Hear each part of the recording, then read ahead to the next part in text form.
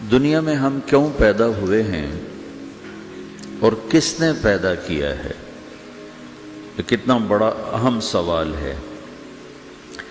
کس نے پیدا کیا ہے؟ کیوں آ گئے؟ کیوں مر جاتے ہیں؟ مر کے کہاں چلے جاتے ہیں؟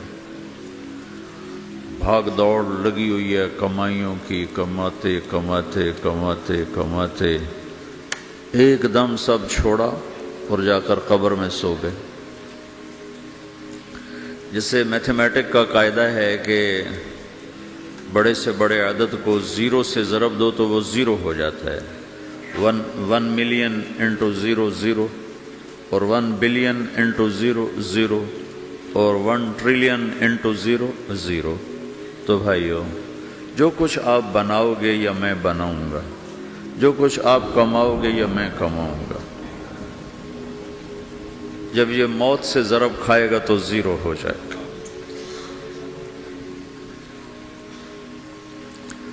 عزت، شہرت، دولت، بلندی انٹو موت زیرو، گمنامی، فقر، ذلت، پستی موت سے ضرب زیرو، حکومت، وزارت، صدارت موت سے ضرب لگی زیرو، جھونپڑا، بیماری، غربت ضرب موت زیرو۔ میں مکہ میں تھا جب ملک فہد مرحوم فوت ہوئے۔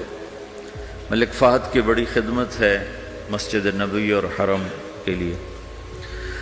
تو عصر کے بعد جنازہ تھا غائبانہ، تو وہاں اعلان ہوتا ہے الصلاۃ علی المیت۔ جب وہ جنازہ ہوتا ہے تو کہتے ہیں بھائی میت کی نماز کے لیے سب تیار ہو جاؤ۔ تو میرے ذہن میں تھا کہ آج ان کا بادشاہ مرا ہے، اس کو کیا کہیں گے؟ تو عصر کے بعد میں کان کھڑے کر کے بیٹھا ہوا تھا کہ اب یہ کیا اعلان ہوگا۔ ہر نماز کے بعد تو ہم اعلان سنتے ہیں الصلاۃ علی المیت، مردہ کی نماز پڑھو بھائی۔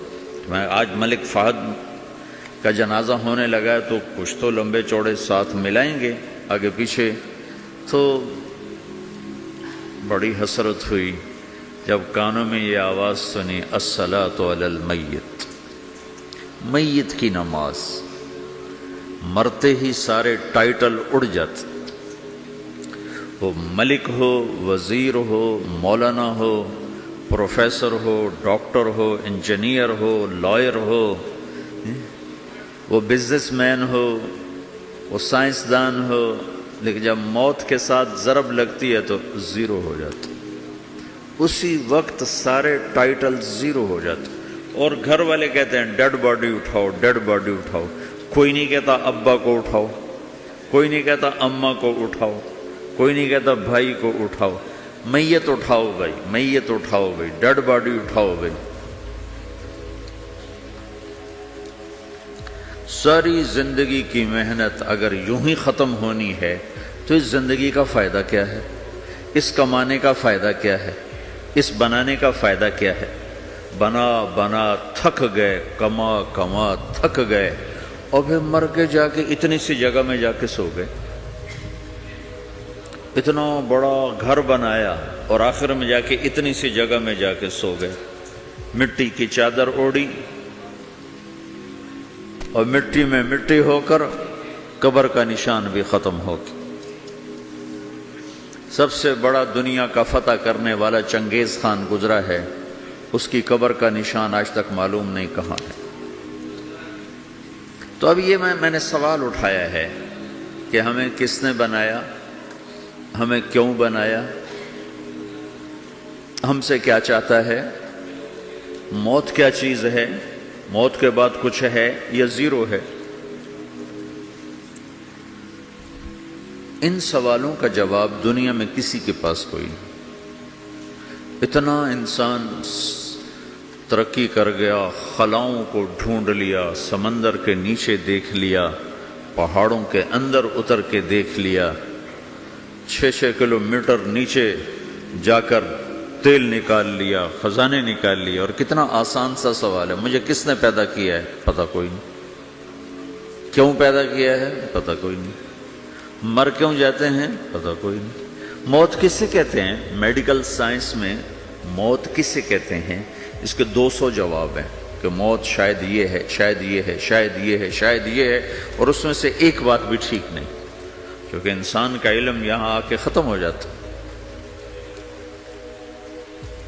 4 مہینے کے بعد زندگی کیسے شروع ہو جاتی ہے؟ بچہ کیوں حرکت میں آ جاتا ہے؟ اور کیوں اس کے اندر زندگی دوڑنے لگتی ہے؟ وہ 4 مہینے کے بعد کیا ہوتا ہے؟ کیا چیز اندر جاتی ہے جس سے یہ سب کچھ ہو جاتا ہے؟ پھر ایک دم انسان چلتا پھرتا ختم ہو جاتا ہے، اندر میں سے کیا نکلا ہے؟ پھر جب اس کو ہم قبر کے سپرد کر رہے ہیں، ہندو جلا دیتے ہیں،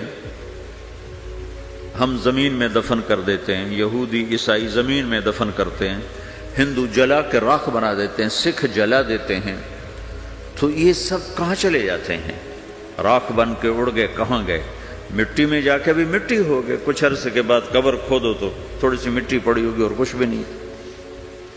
تو اتنے بڑے اہم سوالات ہیں، ان کا جواب ڈھونڈے بغیر اگر مر گئے تو بڑے گھاٹے میں جائیں گے۔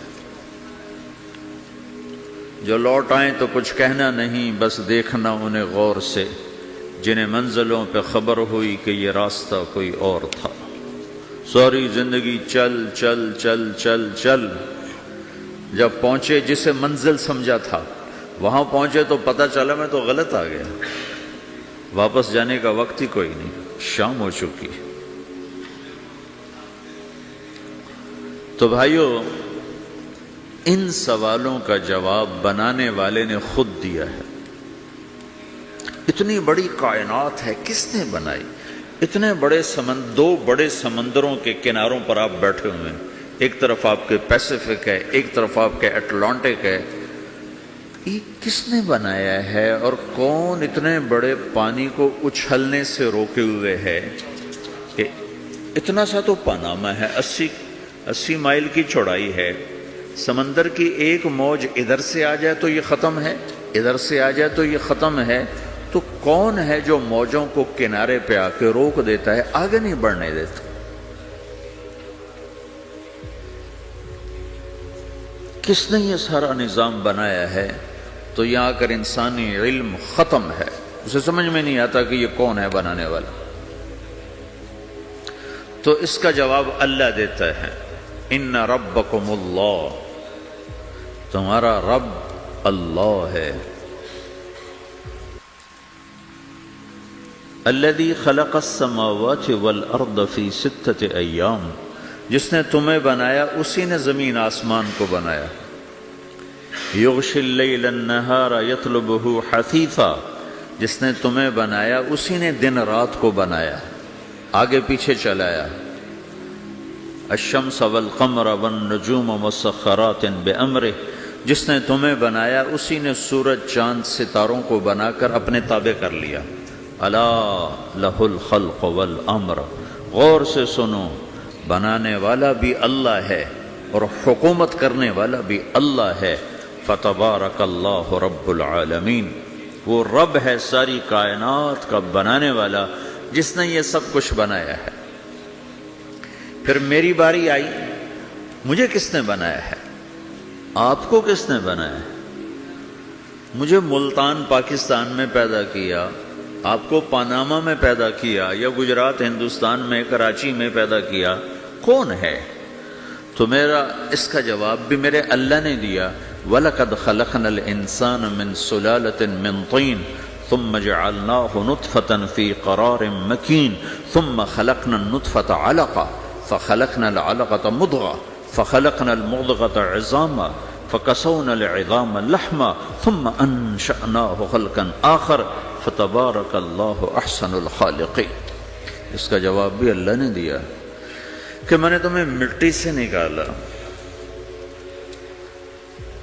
غذا کی شکل میں، پھر غذا سے نکالا ایک قطرے کی شکل میں، ایک قطرے کی شکل میں، پھر اس کو میں نے ماں کے پیٹ میں ٹھکانہ دیا ایک نطفے کی شکل میں، ایک جونک کی شکل میں، ایک لوتھڑی کی شکل میں، اس میں ہڈیوں کو پرویا، ہڈیاں ڈالی، اس پر روپ بنایا۔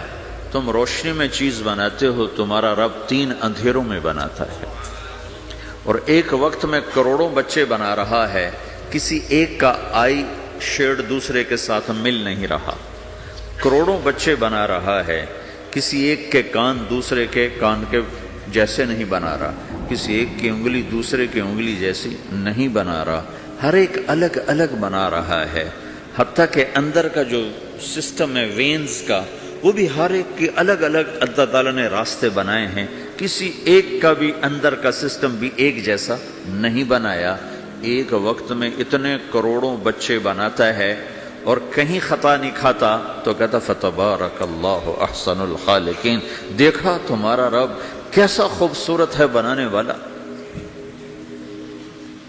تو جواب اللہ نے دیا ہے کہ اس کائنات کا بنانے والا اللہ ہے۔ پھر اللہ نے ایک اور طرح ہمیں سمجھایا، سوال اٹھایا، امن خلق السماوات والارض، اچھا تم ہی بتا دو زمین آسمان کس نے بنائے ہیں؟ وَأَنزَلَ لَكُم مِّنَ السَّمَاءِ مَاءً، یہ روزانہ پاناما پہ بارش کون کرتا ہے؟ پاکستان میں 6 مہینے گزر جاتے ہیں، قطرہ نہیں گرتا، سعودی عرب میں سال گزر جاتا ہے، ایک قطرہ نہیں گرتا، یہاں روزانہ بارش کون برساتا ہے؟ فَأَنبَتْنَا بِهِ حَدَائِقَ ذَاتَ بَهْجَةٍ، اور پورے پاناما کو سرسبز خوبصورت کس نے بنایا ہے؟ مَا كَانَ لَكُمْ أَن تُنبِتُوا شَجَرَهَا، تم ایک درخت اپنی طاقت سے پیدا کر کے دکھاؤ، ایک بیج بنا کے دکھاؤ، ایک دانہ بنا کے دکھاؤ، ایک پتا بنا کے دکھاؤ۔ یہ سوال اٹھایا، پھر آگے دعویٰ کیا، اَإِلَٰهٌ مَّعَ اللَّهِ، کوئی ہے اللہ کے سوا یہ سب کچھ کر کے دکھائے؟ کوئی ہے؟ اللہ سوال، اَإِلَٰهٌ مَّعَ اللَّهِ، کوئی ہے اللہ کے سوا؟ کوئی نہیں، کوئی نہیں، کوئی نہیں۔ پھر اللہ ہم سے گلہ کرتا ہے، بل ہم قوم یعدلون، پھر تم مجھے چھوڑ کے کہاں چلے جاتے؟ میں بلاتا ہوں تم منہ موڑ کے چلے جاتے ہو، اذکرک وتنسانی، میں یاد رکھتا ہوں تم بھول جاتے ہو، استترک ولا تخشانی، میں تیرے گناہوں کو چھپاتا ہوں تم دلیر ہو جاتے ہو، حیا کرنے کی بجائے بے حیا ہو جاتے ہو۔ میں احسان کرتا ہوں، اخلق ویعبد غیری، ارزق ویشکر سوائی، پیدا میں کرتا ہوں، سجدہ کسی اور کو کرتے ہو، رزق میں دیتا ہوں، شکر کسی اور کا ادا کرتے ہو، یہ کیا تم کرتے ہو؟ خیری الی العباد نازل وشرہم الی صاعد، روزانہ میری رحمتیں تم پر بارش کے قطروں کی طرح برستی ہیں، اور روزانہ تمہارے گناہ نحوست بن کے اوپر اٹھتے ہیں، میں دیکھتا ہوں۔ میں قربان جاؤں اپنے رب کی رحمتوں پر۔ ما من یوم الا والبحر یستأذن ربہ فی ان یغرق ابن آدم، میرے رب کی قسم روزانہ یہ دونوں سمندر اللہ سے پوچھتے ہیں، یا اللہ اجازت ہو تو چڑھ جائیں، اتنا زنا ہو رہا ہے، اتنا کفر ہو رہا ہے، اتنا ظلم ہو رہا ہے، اتنی نافرمانی ہو رہی ہے، یا اللہ اجازت ہو تو ہم چڑھ جائیں، ہماری لگام چھوڑ دے تو دیکھ ہم کیسے چڑھتے ہیں۔ تو سمندر کو آنے میں تو 2-4 منٹ لگیں گے، 10 منٹ لگیں گے۔